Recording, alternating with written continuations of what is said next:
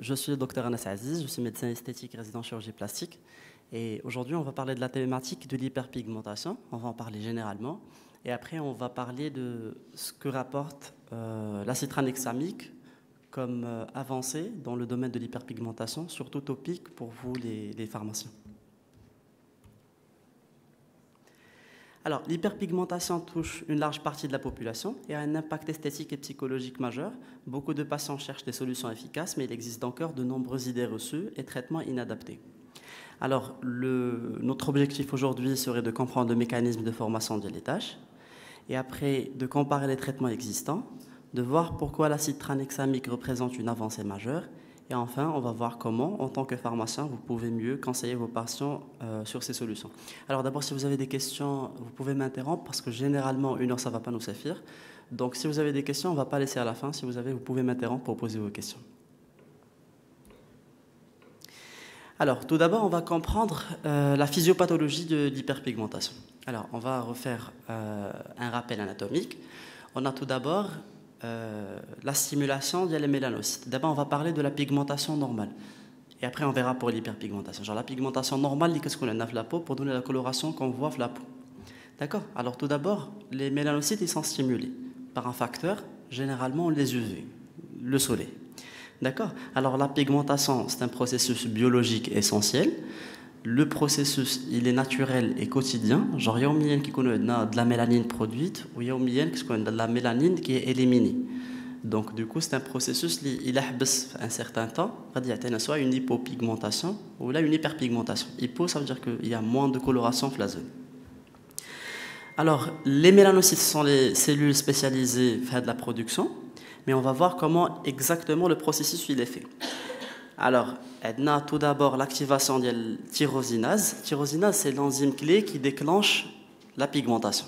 Alors, on a l'activation de la tyrosinase par les facteurs dont on a parlé, généralement l'UV, mais facteurs externes ou internes des autres, des hormones, l'inflammation, le stress oxydatif ou n'importe.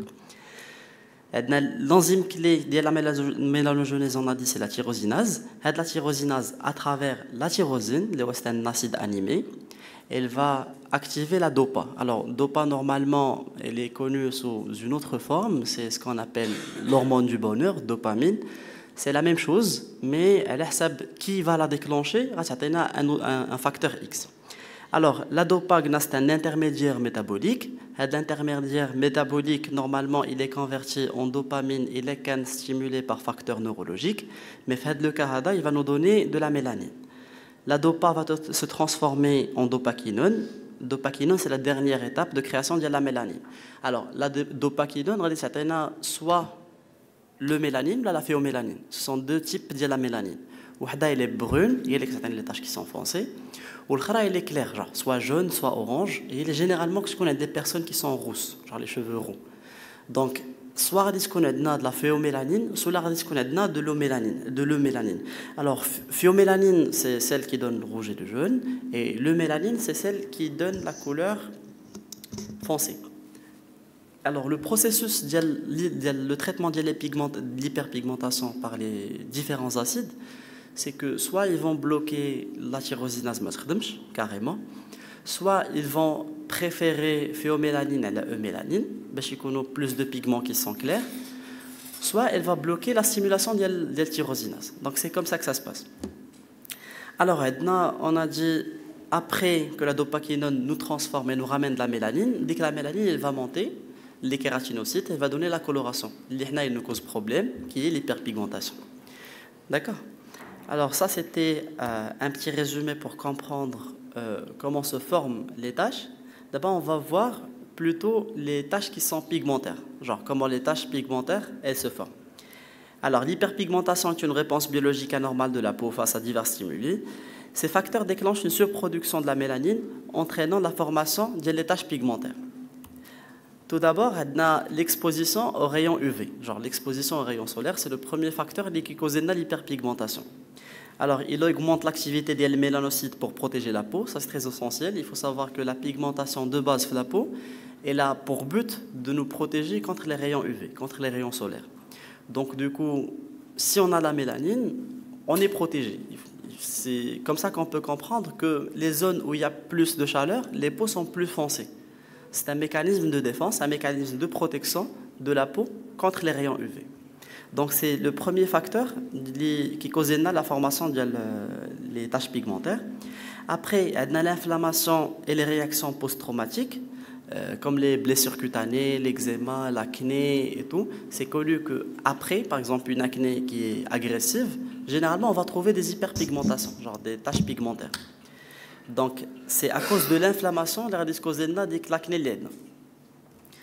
Donc, on dit libérer les cytokines inflammatoires. Donc, les cytokines inflammatoires, ils vont se transformer en taches pigmentaires. Troisièmement, nous avons les déséquilibres hormonaux, genre l'augmentation de l'œstrogène ou la grossesse en général, ou bien tout type de problème hormonal, il peut nous causer l'hyperpigmentation par le même processus. Et donc, généralement, le problème d'hyperpigmentation le plus connu, le cas de la grossesse ou là, les problèmes hormonaux, c'est le mélasma. D'ailleurs, mélasma, on appelle le masque de grossesse.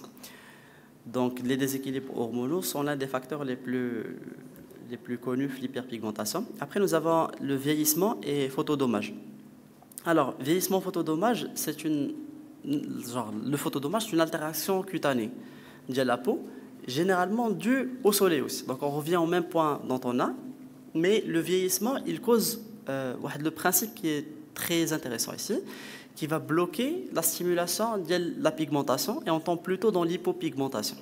Genre, par exemple, on a dit que quotidiennement, la mélanine elle est produite, les kératinocytes, la superficie. D'accord? Alors, après, on l'enlève. Une autre production.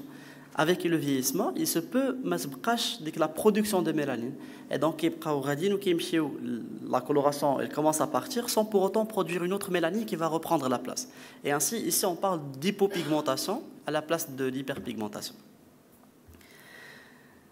Alors, on a dit après, il y a des facteurs médicamenteux et toxiques. Alors, vous savez qu'il y a pas mal de médicaments, si on les prend par traitement, ça peut nous causer une hyperpigmentation. Par exemple, les antiépileptiques ou les anti-inflammatoires non stéroïdiens. Il y a pas mal de médicaments qui peuvent causer ça.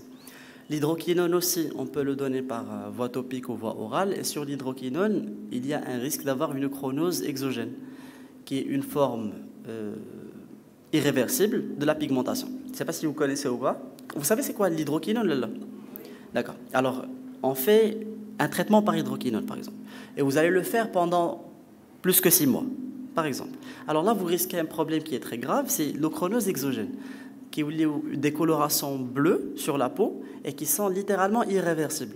Ça veut dire que si vous donnez des crèmes topiques ou un truc comme ça pour arrêter ça, vous ne pouvez pas traiter. C'est irréversible. Donc ce que vous pouvez faire, c'est d'envoyer pour être traité par laser fractionné ou n'importe. Et même avec ce type de laser ou bien les peelings qui sont profonds, vous n'allez pas enlever à 100%. Vous allez uniquement un peu améliorer la forme. Alors donc ici, on a parlé de facteurs médicamenteux et toxiques qui peuvent entraîner l'hyperpigmentation. Alors, les formes cliniques et étiologiques de l'hyperpigmentation. Alors, on va voir les formes cliniques de l'hyperpigmentation. Tout d'abord, celui qui constitue le premier facteur de consultation pour hyperpigmentation, c'est le mélasma.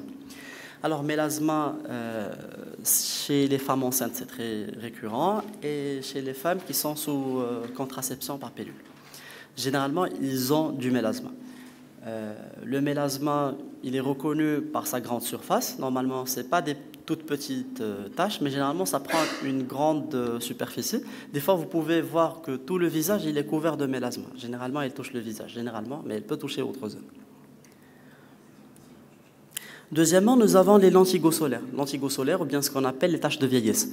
Alors, les lentigos solaires sont causées par le soleil, comme leur nom l'indique, et sont généralement sur les mains et apparaissent après dans le visage. Mais généralement, ça commence par les mains. D'ailleurs, la majorité des gens âgés, vous allez trouver chez eux les lentigos solaires. Les lentigos solaires sont l'une des tâches qui sont les plus simples à éviter. On va voir après, avec l'acide tranexamique, vous pouvez traiter les lentigos solaires vraiment très facilement. Alors, troisièmement, on a le PIH, ou bien l'hyperpigmentation post-inflammatoire. L'IA, elle va résulter d'une inflammation cutanée. par facteur interne ou externe. Genre, tout à l'heure, on a parlé d'eczéma ou bien d'acné ou n'importe, mais il y a aussi des facteurs externes. Genre, par exemple, il est parti dans un centre ou bien chez un médecin, il a fait par exemple un traitement micronédline ou bien un laser CO2 fractionné ou n'importe pour traiter n'importe quel problème, peut-être les taches aussi, et ça va lui causer une hyperpigmentation. Alors, dit que l'hyperpigmentation, il y a deux cas. Soit c'est une hyperpigmentation post-inflammatoire, le sujet est qu'un droit d'abord, et donc c'est une réaction de le corps, il dit que l'inflammation qu'ils ont eue. Ou là, des fois, c'est la faute de le patient qui est sorti par exemple en exposition solaire, et il n'a pas respecté les règles qu'on lui a dit. On lui dit par exemple le soleil quand il vous touche, il va vous causer des pigmentations. La dame elle est assise par exemple à la maison et il y a les vitres, elle n'est pas touchée par le soleil, mais il y a le reflet de soleil par exemple sur le carrelage. C'est un simple exemple. Ça peut vous causer une hyperpigmentation si vous êtes sous traitement inflammatoire. Genre, par exemple, comme on a dit, le micronédline. Donc du coup, l'hyperpigmentation post-inflammatoire elle est due soit au corps lui-même, soit à un facteur externe. Quatrièmement, on va parler d'héliodermie pigmentaire qui est liée au vieillissement cutané. Alors, on a la majorité des gens, je prends le micro, pardon.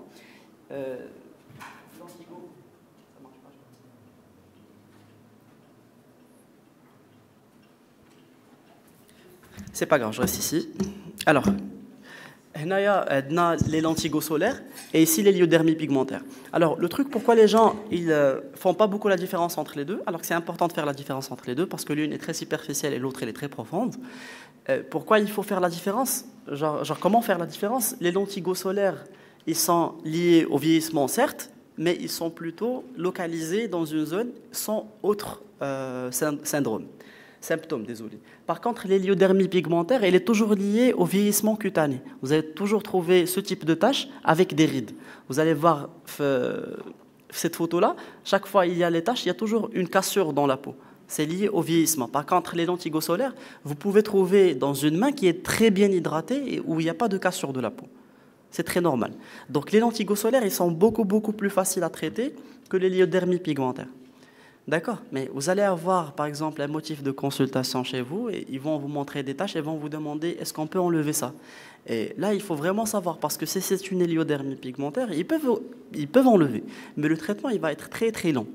Par contre, des lentilles solaires, ça va prendre maximum 3 mois pour être enlevé. Genre pour un traitement de 8 à 12 semaines, ça serait largement suffisant. Alors, et enfin, nous avons l'hyperpigmentation médicamenteuse qui est due à un médicament. Ici, c'est le cas d'une ochronose exogène. C'est celle dont on vient de parler. Ce sont des taches bleues irréversibles dans le corps. C'est exactement dans la zone qu'on a traitée par hydroquinone. Généralement, c'est à cause de l'hydroquinone. Alors, ce qui est médicamenteux, généralement, il est réversible. Mais dans le cas d'ochronose exogène, il est irréversible. Donc du coup, si quelqu'un vient sous traitement d'antiépileptique par exemple, et qu'il a des taches, généralement ça ne va pas être des taches bleues et ça va être traitable. Donc du coup, c'est toujours faisable. Mais on parle ici que du cas de l'hydroquinone. Si on l'utilise mal, parce qu'elle est très agressive, elle va nous donner le chronose exogène qui est irréversible. Donc là, il y a lieu de connaître c'est quel type de pigmentation pour pouvoir savoir quel produit utiliser. Est-ce qu'on va l'utiliser par voie topique? Est-ce que ça va être par voie orale? Est-ce que ça va être des injectables? Donc ça dépend du cas. Donc du coup, l'essentiel ici, c'est de comprendre d'abord c'est quel type d'hyperpigmentation on fait face, et après on va voir comment on peut traiter chacun des types. Alors, pour le traitement de l'hyperpigmentation, nous avons 3 types. Soit un traitement topique, et là on cite l'acide tranexamique, l'acide azélaïque, les rétinoïdes, la vitamine C et la protection solaire. Alors, on va en parler traitement par traitement, comme ça on va mieux comprendre. Pour topique, l'acide tranexamique, il inhibe la tyrosinase et bloque l'inflammation. Ici, pour comprendre comment fonctionne l'acide tranexamique, il va bloquer la tyrosinase, mais pas directement. Ce qu'il va faire, c'est qu'il va bloquer la plasmine. Alors, la plasmine, c'est une dérivée, c'est un enzyme dérivé de la plasminogène, et il va bloquer plutôt l'inflammation. Donc, c'est ça l'avantage de l'acide tranexamique en comparaison avec les autres. Mais quand bloquer carrément la tyrosinase, on inhibe la mélanogenèse, il se peut d'avoir des hypopigmentations. Tu as bloqué la pigmentation carrément. Donc, il y a une stimulation de pigmentation. Et donc, il y a les zones qu'on a traitées, au lieu d'un hyperpigmenté, et puis il y a hypopigmenté. Genre que la zone elle est plus blanchâtre que l'autre peau. Donc, l'avantage lié à c'est qu'il annule uniquement l'inflammation. Genre, il annule la stimulation externe de la mélanogenèse. Mais la stimulation normale, elle est toujours présente. Donc, c'est l'avantage de l'acide tranexamique. Alors, après, nous avons l'acide azélaïque. Il agit sur les kératinocytes pour réduire la pigmentation. Donc, là, c'est plus superficiel parce que les kératinocytes, c'est la base superficielle de la peau. Quand la mélanine elle est produite, elle est transportée, les kératinocytes, en superficiel pour que nous puissions voir d'éclatage comme elle est. Alors, les rétinoïdes, ils accélèrent le renouvellement cellulaire pour éliminer l'excès de mélanine. Ça, c'est pour rétinoïdes. Mais là, on parle de traitement topique, ok, mais il ne faut pas tous les mélanger. On est d'accord? Genre, par exemple, le rétinoïde avec l'acide tranexamique, on ne peut pas les mélanger dans un même traitement.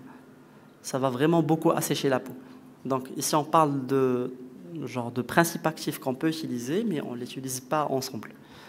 Alors après, nous avons la vitamine C, c'est un antioxydant et inhibiteur de la mélanogenèse. Et enfin, nous avons protection solaire, et ça, on l'utilise avec tous les traitements, bien sûr. SPF 50+, indispensable pour prévenir la réactivation de l'hyperpigmentation. Alors, un petit rappel, l'écran solaire, il doit se faire toutes les 2 heures, mais tous les jours. Et l'écran solaire, genre sans écran solaire, si vous traitez l'hyperpigmentation, vous allez avoir encore plus d'hyperpigmentation. Genre, sans protection solaire, vous n'allez avoir aucun résultat, vous allez avoir un effet inverse. Alors ça, c'est pour les traitements topiques. Après, on part pour les traitements oraux. Nous avons l'acide tranexamique oral, indiqué pour le mélasma oral. Comme on a dit, il bloque la plasmine. Et la plasmine elle joue un rôle dans les caillots sanguins. Donc, du coup, s'il vous plaît, si vous comptez donner de la tranexamine par voie orale, il faut s'assurer qu'il n'y a pas d'antécédent de thrombose chez le patient. D'accord? Genre AVC ou n'importe, il faut vraiment s'assurer qu'il n'y a pas ce problème-là.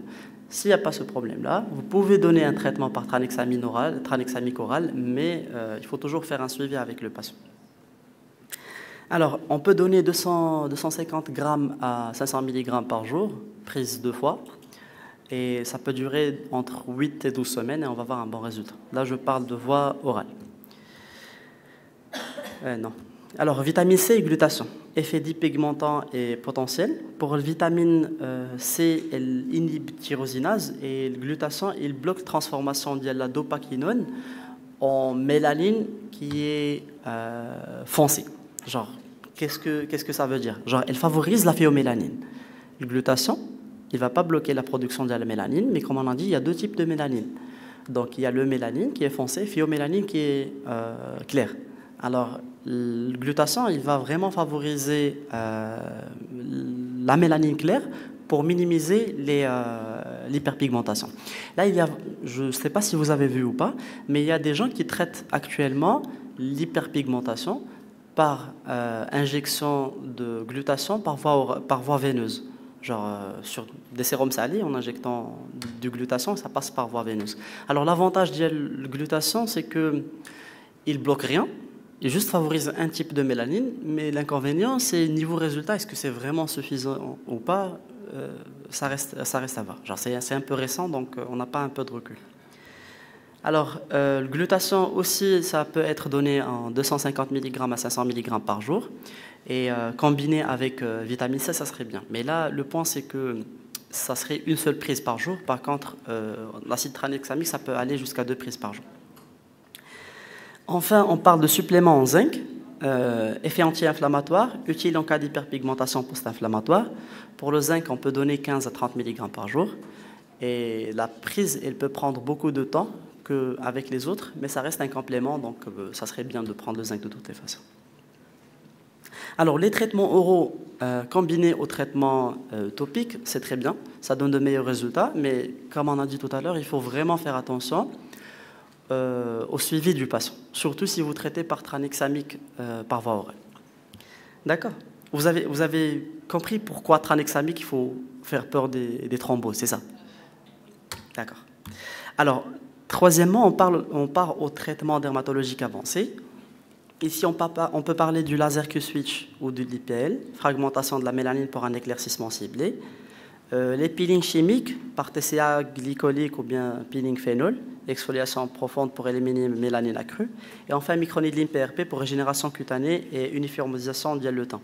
Alors, les lasers, ça peut aider surtout les cas de les pigmentations graves, le chronose dont on a parlé tout à l'heure, parce que vous allez pouvoir améliorer un peu la texture. Parce que si le chronose elle arrive au niveau du visage, toute bleue, ça serait vraiment mal vu et le patient il va avoir vraiment un problème psychique. Donc du coup, comment résoudre le problème psychique? Ça serait très difficile.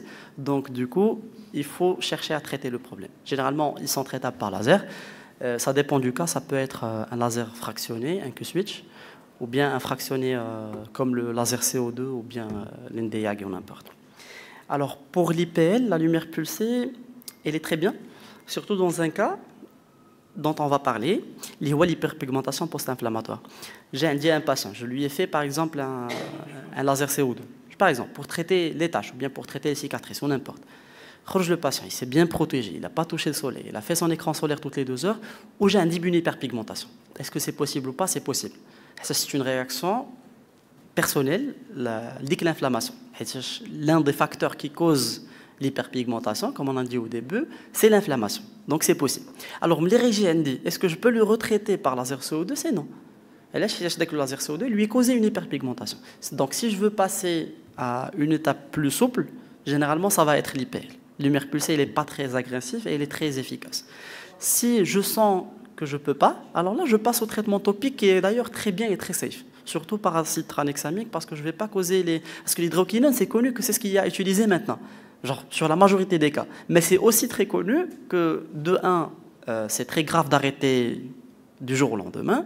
De 2, tu ne peux pas dépasser 3, des fois 6 mois, ok, mais 3, c'est généralement le maximum pour le traitement. Est-ce qu'en 3 mois, tu as eu le résultat ou pas? Ça dépend, mais est-ce que tu peux reprendre le traitement? La réponse est non. Donc ça peut te causer des problèmes qui sont graves. Il y a un recul, le FDA, il dit qu'il a des soupçons pour l'hydroquinone, parce que ça peut avoir de retours cancérigènes. C'est des études épidémiologiques qui ont été faites. Donc il y a vraiment un grand recul sur l'hydroquinone, même si ce n'est pas confirmé pour le cancer, mais au moins pour l'hyperpigmentation irréversible qu'elle peut causer, ça serait un motif pour vraiment essayer de l'éviter. D'accord. Donc, on a parlé de laser IPL, Q-switch et IPL. Q-switch, il est très très bien pour traiter les lentilles solaires. C'est très simple à enlever avec Q-switch. Vous savez c'est quoi le laser Q-switch? C'est le laser avec lequel on fait des tatouages, carbon pile et trucs comme ça. C'est un NDIAG 1064 qui est Q-switché. Alors, après, on parle de peeling chimique. Pour les gens qui viennent de venir, généralement, il se peut qu'on n'ait pas de temps après pour poser les questions. Donc, si vous avez des questions, vous pouvez les poser avant qu'on finisse. Alors, pour les peelings chimiques, il y en a plusieurs types de peeling chimiques, selon la profondeur, le degré d'agressivité du peeling et tout. Et là, on a cité 3. Le TCA, le glycolique phénol. L'acide glycolique, c'est l'acide les soins hydrafaciales, si vous connaissez. C'est un acide de fruits qui n'est pas très très puissant, mais qui fait une exfoliation. Donc pour nous, c'est un peeling. Après, plus fort que lui, nous avons cité le TCA. Le TCA, à hauteur de 15%, généralement, c'est le pourcentage qui est utilisé. Il peut bien traiter les taches. Genre, niveau taches, il peut vraiment bien le traiter. Et après, pour le peeling phénol, c'est un peeling purement médical, qui doit se faire vraiment sous grande surveillance, parce que le phénol, c'est un peeling et qui peut même nous traiter les cicatrices hypotrophiques. Genre, si vous avez une cassure de peau, le phénol, il peut vraiment la soulever avec une séance. Donc, c'est un peeling qui est très très fort, très très dur, et qui a de grands risques d'effets secondaires après. Alors, après, on a parlé de micronidline PRP. Je pense que vous connaissez les micronidlines PRP, micro-aiguilles qui vont faire des micro-perforations. Ça va envoyer des messages au cerveau. Le cerveau, il va commencer à donner le message pour sécréter l'élastine, collagène, et ça va améliorer la texture. Ça va traiter plusieurs choses dans les tâches. Et le PRP, PRP ou PRF, les deux, la différence, c'est que l'une est riche en plasma, l'autre est riche en fibrine. Les deux vont faire presque la même chose, mais pour l'éclat et tout, le PRP il est plus favorisé, et pour tout ce qui est cicatrisation, la fibrine il est beaucoup mieux. D'accord?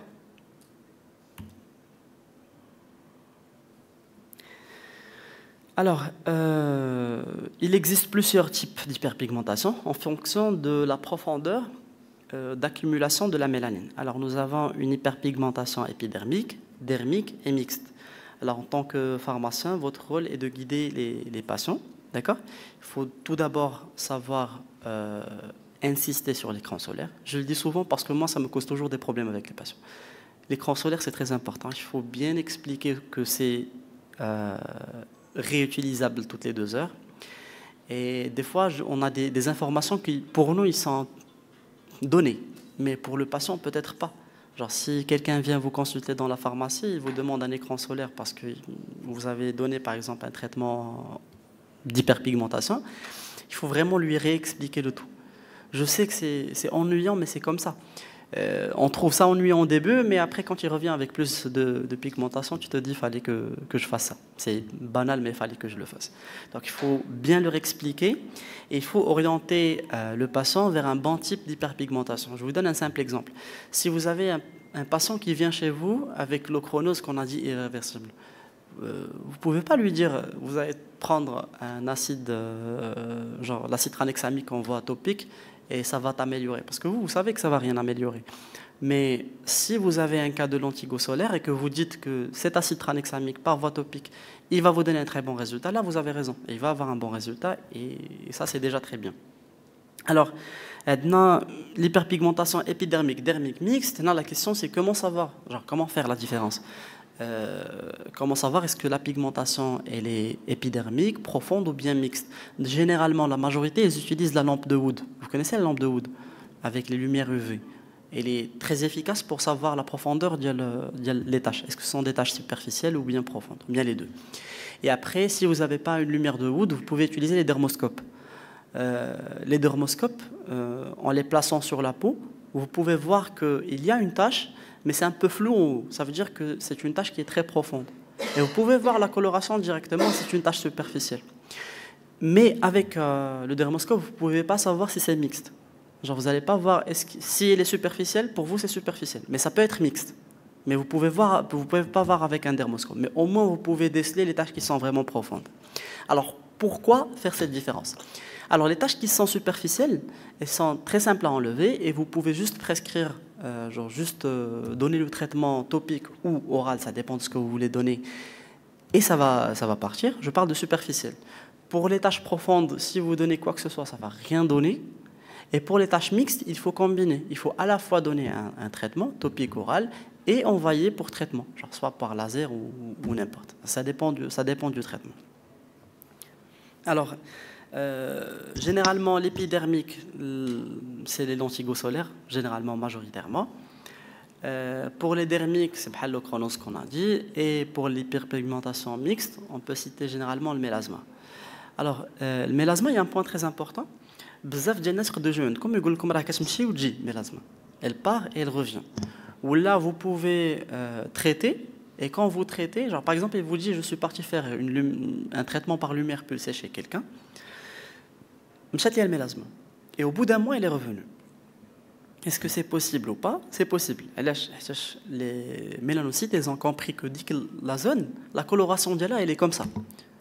Il y a une très grande ancienneté, il y a un recul في la tâche. J'ai une patiente, خرجت لها الميلازما ملي ولدت. شحال عند الدري il a 10 ans. Ça veut dire quoi? Ça veut dire que la tâche elle a 10 ans. Mais les mélanocytes, ils produisent quotidiennement de la mélanine et elles s'enlèvent quotidiennement. Donc شنو كيطرا? Ils comprennent que dès que la zone, elle doit être sur cette coloration. Genre, on n'a pas une coloration homogène sur tout le corps, mais c'est des mélanocytes. La paume de la main, elle n'est pas comme le dos de la main. Donc, du coup, les mélanocytes, ils comprennent qu'il doit y avoir une coloration sur chaque zone. Alors, qu'est-ce qu'on peut faire? Normalement, on donne une crème topique obligatoire pour préparation. Genre, par exemple, 8 semaines avant. Tu donnes de l'acide tranexamique, de l'hydroquinone si vous voulez, mais ça dépend. Vous pouvez donner pour préparer la peau au traitement. Genre, si on prépare bien la peau au traitement, on va bloquer les mélanocytes, ils vont plus comprendre qu'est-ce qui se passe. D'accord? Après, on va traiter l'hyperpigmentation. Et après, généralement, il ne va pas revenir parce qu'après, on va arrêter l'utilisation de l'acide tranexamique ou bien de l'inhibiteur que vous avez choisi. Et les mélanocytes, quand ils vont reprendre l'activité, ils vont la reprendre avec une nouvelle coloration de la tache. Et ainsi, sûrement, la tache ne va pas revenir. D'accord? Quand est-ce qu'elle va revenir, même si vous faites ce protocole? C'est le cas des problèmes hormonaux. Parce que ce n'est pas stable, vous ne pouvez pas gérer tout cela. Donc, du coup, il faudra traiter le problème hormonal. Après, on verra pour les taches. C'est bon? Alors, on va parler un petit peu de l'acide tranexamique. Je vais faire un peu vite pour ne pas vous encombrer avec tout ce qui est origine et histoire. Alors, l'acide tranexamique a été découvert en 1962 par les chercheurs japonais, initialement développé comme agent anti-hémorragique en raison de son effet antifibrinolytique. Alors, il empêche la dissolution des caillots sanguins. Là, c'est le point dont on a parlé tout à l'heure. Pardon. Si vous avez un antécédent de thrombose, évitez l'acide tranexamique. Généralement, c'est la seule grande contre-indication de l'acide tranexamique. On parle généralement ici de voie orale, pas topique. Topique, vous pouvez l'utiliser, c'est pas grave. Alors, il est toujours utilisé aujourd'hui en médecine pour traiter les hémorragies, les traumatismes, chirurgie, règles abondantes. Mais en dermatologie, depuis les années 2000, les études ont montré que l'acide tranexamique pouvait réduire l'hyperpigmentation, notamment dans le mélasma et l'hyperpigmentation post-inflammatoire. Son efficacité repose sur son action anti-inflammatoire, inhibitrice de la mélanogenèse. Généralement, il était utilisé par voie orale et actuellement, on l'utilise aussi par voie topique et il donne de très bons résultats là-dessus. Alors, comme on a dit, on va passer rapidement pour tout ce qui est histoire. Alors, le mécanisme d'action. Alors, l'acide tranexamique, il va faire une inhibition de la conversion du plasminogène en plasmine. Donc l'acide tranexamique, il va bloquer l'activation de la plasmine. Une réduction de l'inflammation responsable de l'activation des méllanocytes et il va diminuer la production des prostaglandines et cytokines, réduisant ainsi la stimulation des cellules pigmentaires. Donc, il faut comprendre qu'il va plus agir sur tout ce qui est inflammation. C'est ça le but. Il ne va pas te bloquer la tyrosinase directement parce que, comme on a dit tout à l'heure, s'il bloque la tyrosinase directement, il va avoir une possibilité d'avoir une hypopigmentation au lieu de l'hyperpigmentation. Alors, après, il y aura un blocage de la tyrosinase. L'acide tranexamique va inhiber indirectement la tyrosinase en limitant la conversion de tyrosine en mélanine. Cela entraîne une réduction progressive des taches pigmentaires. Si vous vous rappelez, là, le premier schéma, quand on avait expliqué, on avait dit que il y a une stimulation par un facteur, UV, hormone ou n'importe. Dès que la stimulation, elle va faire fonctionner les mélanocytes à travers tyrosinase, qui va utiliser la tyrosine, باش تصاوبنا الدوبا والدوبا dopamine, c'est les kératinocytes, باش تولي une hyperpigmentation. Alors l'acide tranexamique, où est-ce qu'il va agir? Il va bloquer ديك l'étape بالضبط اللي فيها la production de la tyrosinase. Genre, il ne va pas interdire la production de tyrosinase, mais il va réduire l'inflammation. Donc, le facteur aslan, il réduit l'hyperpigmentation. D'accord? Donc, c'est comme ça que ça marche. Après, protection contre les UV indirects, il limite la stimulation des mélanocytes, même en l'absence d'exposition directe aux UV, ce qui est unique par rapport au traitement des pigmentants. D'accord? On redit ça. La stimulation des mélanocytes, même en absence de l'exposition solaire, elle va être limitée. Parce que lorsqu'on a une hyperpigmentation qui a été stimulée par les UV, ou une tache, comme on a dit, on a compris qu'il y a une certaine charge de coloration avec la zone. Donc on va toujours produire de grosses quantités de mélanine pour atteindre la zone. Donc il y a une forme topique qui va limiter la production de la mélanine uniquement quand elle est en contact avec les rayons UV. Lorsque vous utilisez le rétinoïde par exemple pour traiter l'hyperpigmentation, lorsque la patiente va descendre par exemple, elle ne va rien bloquer. Donc la stimulation de tout ce qui est mélanogenèse et ainsi la tâche sera donc l'avantage de l'acide tranexamique, c'est qu'il va continuer dès que le traitement, même le soir. D'ailleurs, l'acide tranexamique par voie topique, on le fait par 2 applications, une le matin et une le soir. D'ailleurs, on va voir comment faire un exemple de traitement par acide tranexamique pour voir tout ceci. Alors, voilà, on va parler d'un exemple. Pourquoi j'ai dit un exemple? Parce que ce n'est pas fixe, ça dépend des patients. Parce que chaque principe actif, il a des contre-indications, donc ça ne va pas être la même chose. Alors, on peut utiliser le matin un nettoyage doux, préparer la peau sans l'irriter. Après, on applique l'acide tranexamique, dosage de 5%, c'est un dosage qui est bien. Appliquer une fine couche sur tout le visage ou uniquement sur les zones concernées par l'hyperpigmentation. Là, il y a un point très important, je vais vous l'expliquer. Normalement, quand vous voulez traiter l'hyperpigmentation par hydroquinone, il faudra cibler la zone qui concerne l'hyperpigmentation. Par contre, l'acide tranexamique, l'avantage, c'est qu'il peut aussi agir vraiment comme protection contre l'hyperpigmentation. Donc, si j'ai une petite tache dans la joue, par exemple, et que j'applique l'acide tranexamique sur tout le visage, je ne vais pas avoir une hypopigmentation. Je ne vais pas avoir une zone plus dépigmentée que l'autre parce que j'ai traité le tout. Et l'hydroquinone, j'applique sur un point, il le dépigmente. J'applique sur tout le visage, il dépigmente tout le visage. D'accord, mais l'acide tranexamique, il est très bien. Vous pouvez l'utiliser sur tout le visage, pas uniquement sur la tache. Et l'avantage, c'est qu'il va vous protéger. Genre, vous pouvez même recommander l'acide tranexamique aux gens qui n'ont pas d'hyperpigmentation. Genre, si par exemple quelqu'un vient chez vous, il vous dit moi je suis au contact avec le soleil H24, toute la journée je suis au contact avec le soleil. Alors vous pouvez lui dire qu'il peut utiliser l'acide tranexamique comme routine journalière. C'est très logique. Vous pouvez l'utiliser, il n'y a aucun risque, il n'y a pas de souci. Sauf si la peau elle est vraiment très très sensible. Là, on ne l'utilise pas. Mais genre je ne parle pas de peau sensible normale, genre je parle de peau qui est hypersensible. Alors, on a dit acide tranexamique 5%, appliquer une couche fine sur tout le visage ou uniquement les zones concernées par l'hyperpigmentation. Après, on applique un écran solaire SPF 50+, appliqué généreusement en dernière étape pour protéger la peau, éviter toute aggravation des taches. S'il vous plaît, l'écran solaire encore, je vais vous casser la tête avec, c'est très important. Toutes les 2 heures, une bonne couche. Alors, je vous ai dit, par exemple, vous pouvez faire une petite couche d'acide tranexamique, mais pour l'écran solaire, il faut vraiment faire une bonne couche. Et la refaire toutes les 2 heures. Désolé, mais il faut que je le redise. Toutes les 2 heures. Alors, il y a des écrans solaires que vous pouvez trouver avec un bas pourcentage d'acide tranexamique, généralement 1-2%. Et c'est très bien aussi pour faire le traitement. Alors, si vous le faites avec le traitement, ça serait très bien. Si vous ne trouvez pas d'écran solaire avec acide tranexamique, ben, on utilise un écran solaire normal, mais c'est très indispensable. Alors le soir, on refait un nettoyant doux, comme vous voulez, le type. Après, on applique l'acide azélaïque en 1%. Généralement, l'acide azélaïque, il est disponible dans le marché sous forme de poudre, pas de sérum ni de crème.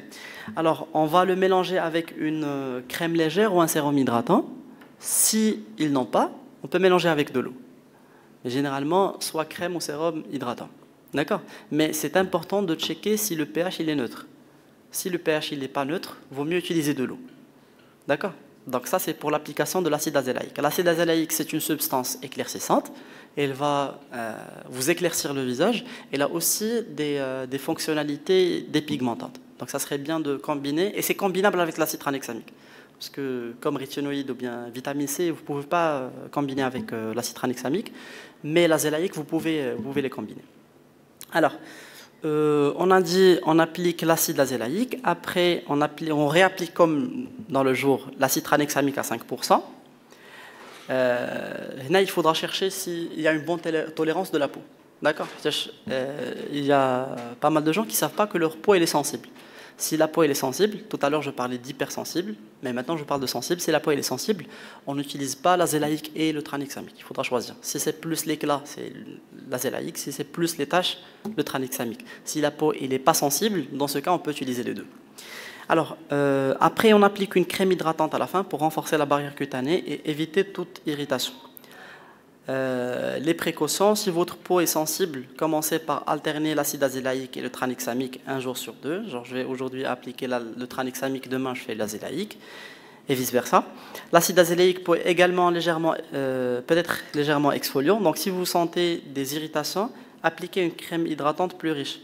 Genre, les crèmes hydratantes, on en a beaucoup, et avec beaucoup de dosage, beaucoup de pourcentage. Donc si vous sentez que c'est un peu irritant, même que vous n'avez pas une peau qui est sensible, il faudra changer la crème hydratante. Et n'oubliez pas l'écran solaire, comme toujours.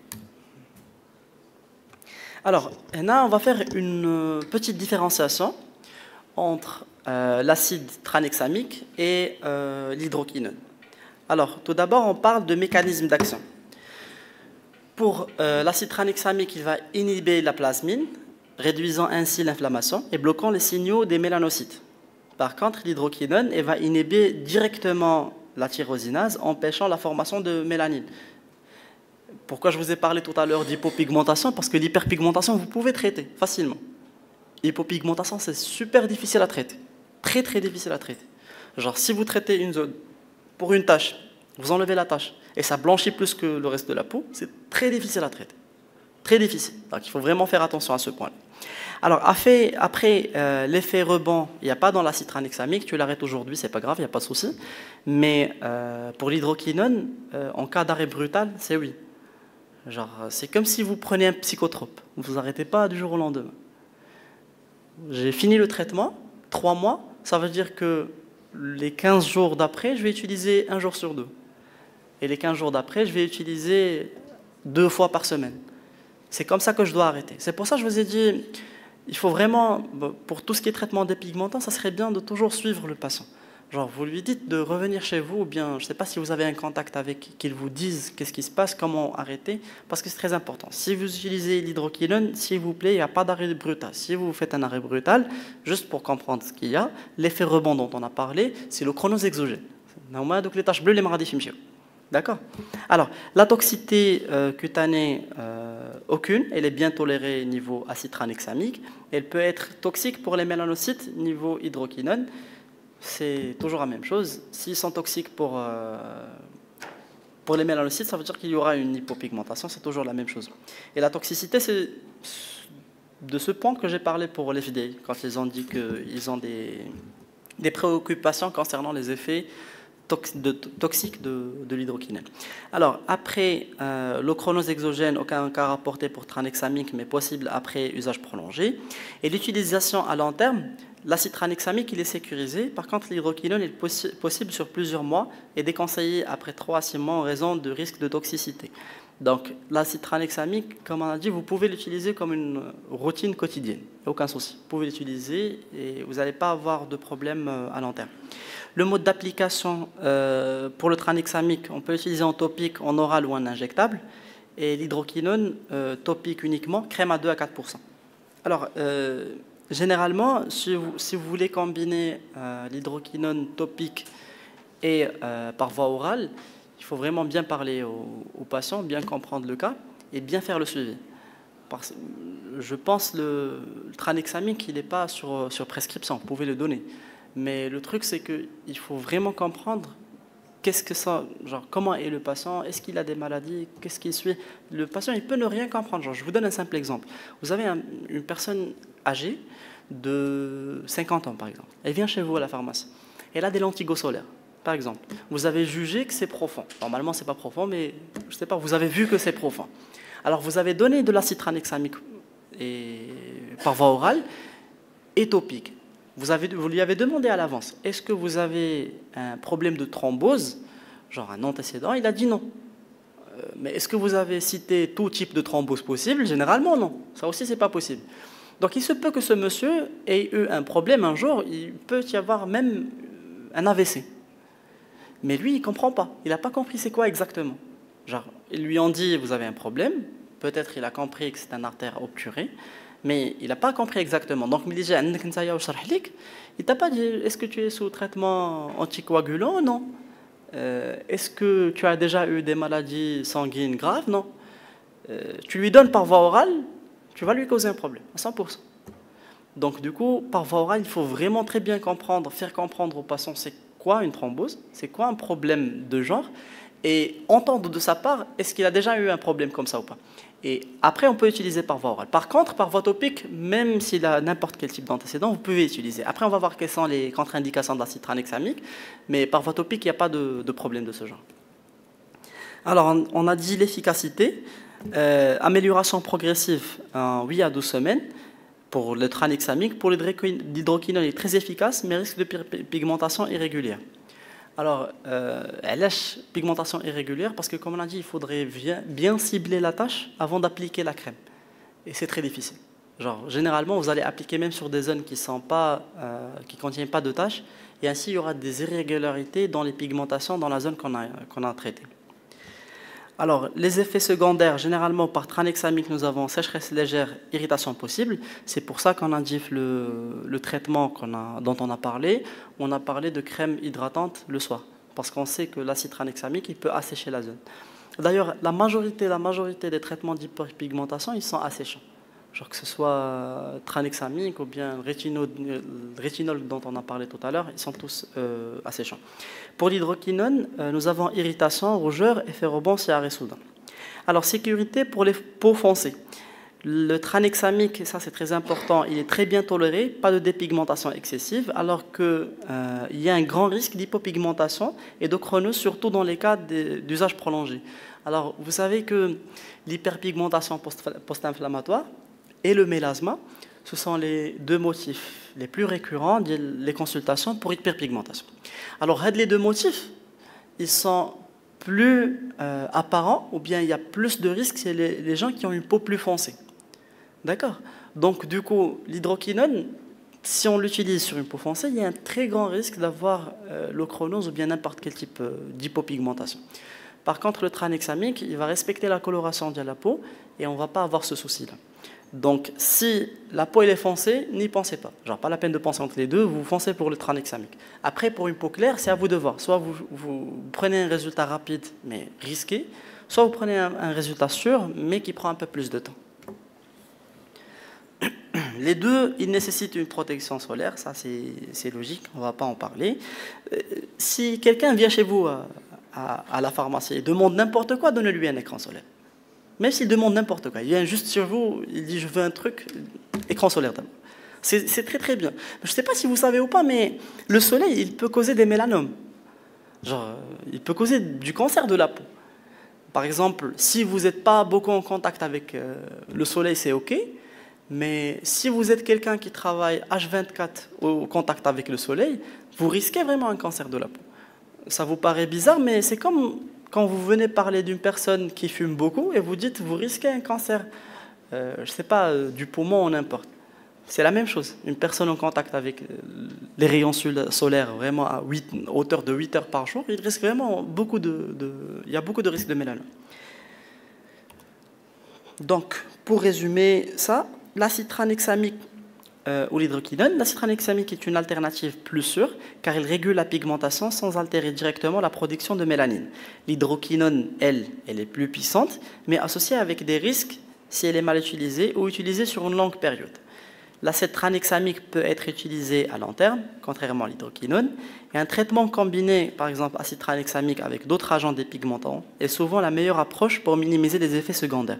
Genre, quand on a parlé avec d'autres agents, généralement, l'ami que vous pouvez combiner avec, c'est l'azélaïque, parce que c'est presque le seul actif qui est aussi dépigmentant qu'on peut combiner avec le tranexamique.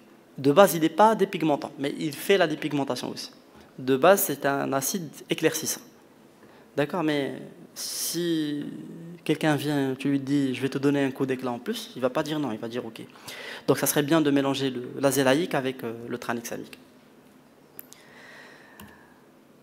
Alors, les contre-indications de l'acide tranexamique. Tout d'abord, grossesse et allaitement, précaution par manque d'études approfondies. Alors, la majorité des médecins qui font l'esthétique, tout ce qui est esthétique, ils évitent les femmes enceintes et les femmes allaitantes. D'accord? On les évite. Par manque d'études. C'est pas, par exemple, une femme vient chez toi, elle est allaitante. Elle vient faire un laser épilatoire. Je ne la prends pas. Je la prends pas, je ne sais pas qu'est-ce qui peut lui arriver. Je ne suis pas sûr du recul, mais je ne la prends pas, c'est comme ça. Donc c'est peut-être par manque d'études, peut-être c'est par éthique, mais dans ce type de traitement, on évite les femmes enceintes et les femmes allaitantes. Alors, les patients avec antécédents de thrombose, phlébite, AVC, embolie pulmonaire, alors là on a compris pourquoi, parce que ça bloque la plasmine. Alors, la plasmine, juste pour comprendre un truc, elle est impliquée dans la dégradation des caillots sanguins. D'accord? Donc, il y a l'inflammation ou les caillots sanguins. D'accord? Mais les radines je vais la bloquer pour bloquer l'inflammation. mais elle va bloquer aussi l'autre effet. Et donc, s'il y a quelqu'un qui est sous traitement phlébite, AVC, embolie pulmonaire ou antécédent, il faut l'éviter. Alors, combinaison avec d'autres acides actifs. Le rétinol, on ne peut pas traiter par rétinol et par acide tranexamique. Les acides alpha et bêta hydroxylés, on ne peut pas utiliser, genre l'acide glycolique ou salicylique ou n'importe. Vous pouvez avoir des patients qui font une fois par semaine, une fois par mois un soin hydrafacial. D'accord. Elle vient chez vous pour traitement hyperpigmentation. Alors, l'hydrafacial, on utilise les acides salicyliques, hyaluroniques ou glycoliques. Hyaluronique, c'est pas grave, mais glycolique et salicylique, ils ne sont pas combinables avec, le tranexamique. Donc, qu'est-ce qu'il faut faire? Si la peau n'est pas très sensible, on ne demande pas d'arrêter le traitement avant la séance d'hydratation. D'accord? Et on l'arrête 24 heures après. Ça veut dire, elle a le lundi une séance d'hydrafacial, le dimanche, elle fait son soin normal, genre son traitement normal. Lundi matin, elle fait le traitement normal, elle fait sa séance hydrafacial, et on ne refait pas le traitement jusqu'à ce que 24 heures soient passées. D'accord? Si la peau elle est sensible, genre il y a une sensibilité de la peau, j'ai fini. Ok. S'il y a une sensibilité de la peau, alors dans ce cas-là, il faudra arrêter le traitement 24 heures avant la séance d'hydrafacial et 48 heures après. D'accord? Donc ici, on parle que des hydroxylés, genre glycolique et salicylique. Après, nous avons le peroxyde benzoïle. Normalement, il est utilisé dans le traitement de l'acné. Si vous êtes sous traitement d'acné, on ne peut pas utiliser aussi l'acide tranexamique. Et d'ailleurs, il faudra attendre parce que de toutes les façons, vous allez avoir des taches de l'acné. De toutes les façons. Alors, les taches de l'acné vont être hyperpigmentaires ou bien cicatricielles. Et hyperpigmentaires, vous allez vraiment pouvoir traiter, mais ça va vous prendre un peu de temps. Parce que ça va être mixte, ça va être à la fois superficiel et profond. Donc il faudra savoir comment les traiter, comme ça vous allez avoir un bon résultat. Et si c'est des cicatrices profondes, il faudra un truc qui est un peu agressif, comme peeling au phénol par exemple. Alors en résumé, l'acide tranexamique est une alternative sûre et efficace pour l'hyperpigmentation. L'utilisation topique est préférée, sauf pour les formes qui sont sévères, où l'oral et l'injectable sont envisagés. Les effets progressifs mais durables nécessitant une protection solaire stricte. Alors ici, on revient sur le rôle du pharmacien. Alors, en tant que pharmacien, vous jouez un rôle clé dans l'orientation des patients vers un traitement sûr et efficace contre l'hyperpigmentation. Et voici comment optimiser votre conseil sur le produit choisi. Et là, ce qui est important sur tout ceci, c'est que vous êtes le premier contact entre le patient et le corps médical. D'accord? Donc, vous recevez plus de consultations que les médecins. D'accord? Donc, la personne, genre dans 80% des cas, il va venir chez son pharmacien d'abord pour demander un traitement d'hyperpigmentation. Peut-être qu'après, il va partir chez un dermatologue, par exemple, ou bien un médecin esthétique, ou n'importe, mais d'abord, généralement, il va poser la question au pharmacien.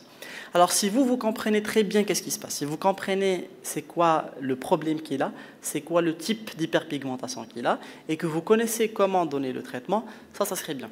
Parce que vous allez à la fois lui faire gagner du temps, lui faire gagner un peu d'argent pour sa consultation, et en même temps, vous aurez fait vraiment votre métier comme il se doit. Donc, du coup, comme on a dit tout à l'heure, il faut vraiment faire la différence entre une tâche qui est superficielle, qui est profonde ou qui est mixte. Vous n'êtes pas obligé d'avoir une lumière, une lampe de Wood. Je vous donne un simple exemple. Je vous ai dit, l'antigo solaire, elle est superficielle.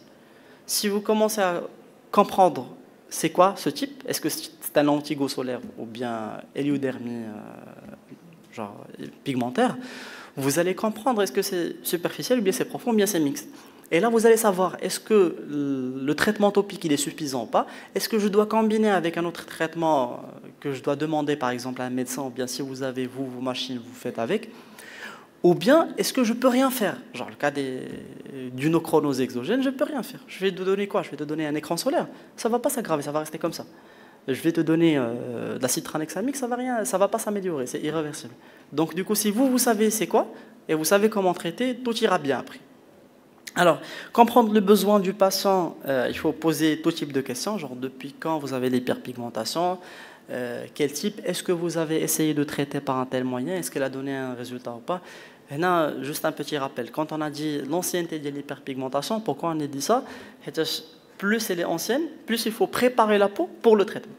D'accord? Mais si elle est récente, vous pouvez traiter directement. Alors, il faut lui poser la question s'il a déjà essayé notre traitement, est-ce qu'il est exposé régulièrement au soleil, au travail. Comme ça, vous allez avoir une idée globale et vous pourrez prescrire ce que vous voulez, comme vous voulez. Si vous avez une personne qui est exposée au soleil, vous ne pouvez pas traiter directement les taches, ça va être plus difficile. Genre, vous allez utiliser l'écran solaire toutes les 2 heures, comme on a dit, vous allez utiliser la citranexamique, la zélaïque et tout, mais tout de même, la durée, elle va être longue. Donc, cette question, elle va vous aider à savoir la durée du traitement. Généralement, quand on vous dit on traite les taches entre 8 et 12 semaines d'application de l'acide, pour une personne exposée au soleil, ça va être plus, ça va être de 12 à 16 semaines, par exemple. Donc, il faut comprendre ça pour savoir répondre aux questions du patient. Le patient, il va venir chez vous. Vous allez lui donner une crème que topique, par exemple, pas de traitement oral. Il va venir après une semaine, après 15 jours, il ne va pas avoir un résultat. Mais c'est logique, il faut bien lui expliquer ça. Il faut lui expliquer que ça va prendre 8 à 12 semaines pour voir le résultat. Alors, deuxièmement, il faut recommander le traitement. C'est le traitement qu'il faudra recommander. L'exemple que je vous ai donné, il n'est pas fixe. Ça va dépendre du cas de votre patient. Ce n'est pas un traitement fixe, il faudra choisir quel traitement donner, si c'est une peau sensible, une peau qui n'est pas sensible, une peau traitable à la zélaïque ou pas. Donc il y a plusieurs facteurs qui rentrent là-dedans. Et je vous le redis, ne jamais oublier d'associer avec un écran solaire, avec une application toutes les 2 heures. Donc ça va être tout, c'est l'heure je pense.